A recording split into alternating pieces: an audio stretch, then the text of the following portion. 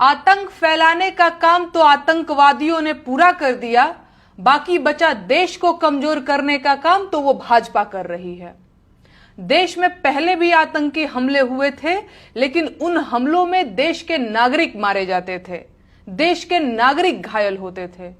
लेकिन पहलगाम हमले में देश के नागरिक नहीं, हिंदू और मुसलमान मारे गए, ईसाई मारे गए। आप समझ रहे हैं ना मैं क्या कह रही हूं? आतंकवादी हमें गोली मार सकते हैं, लेकिन हमारा हौसला नहीं तोड़ सकते। जब भी जरूरत पड़ी देश में सभी धर्मों के लोग कंधा से कंधा मिलाकर लड़े, फिर चाहे वो 1962 का भारत चीन युद्ध रहा हो या सन 1948, सन 1965, 1971 या 1999 का कारगिल का युद्ध रहा हो। भारत की सेनाओं में बड़ी संख्या में मुसलमान फौजी हैं जो अपने मुल्क के लिए जान दांव पर लगाए हुए हैं। देश भर की पुलिस में हजारों लाखों मुसलमान अपनी सेवाएं दे रहे हैं।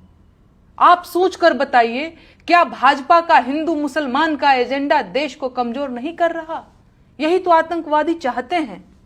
आतंकवादी हमें तोड़ना चाहते हैं और भाजपा की हिंदू मुसलमान की राजनीति उनकी मंशा पूरी कर रही है। क्या यह आतंकवादियों का काम आसान करना नहीं है?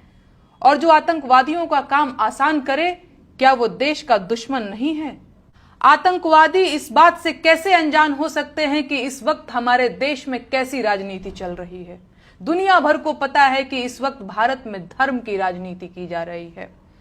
आतंकवादियों ने इस जानकारी का थोड़ा सा उपयोग कर लिया और देश भर के न्यूज चैनल हिंदू मुसलमान का राग अलापने लगे कि धर्म पूछ कर मारा, धर्म पूछ कर मारा।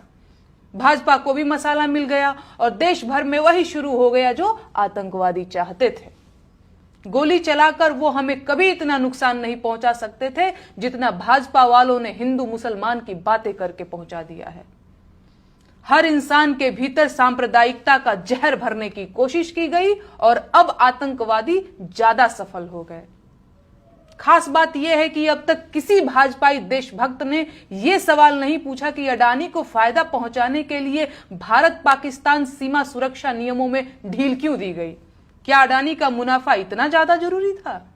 उन्हें नहीं पूछना कि कश्मीर जैसे संवेदनशील जगह पर 2000 सैलानियों की सुरक्षा के लिए एक भी सुरक्षा कर्मी क्यों नहीं मौजूद था? उन्हें मतलब नहीं कि आतंकवादी हमले के घंटों बाद तक भी एम्बुलेंस क्यों नहीं आई, राहत कार्य क्यों नहीं शुरू हुआ? वो पूछे ना पूछें, मैं पूछूंगी और जवाब लेकर रहूंगी।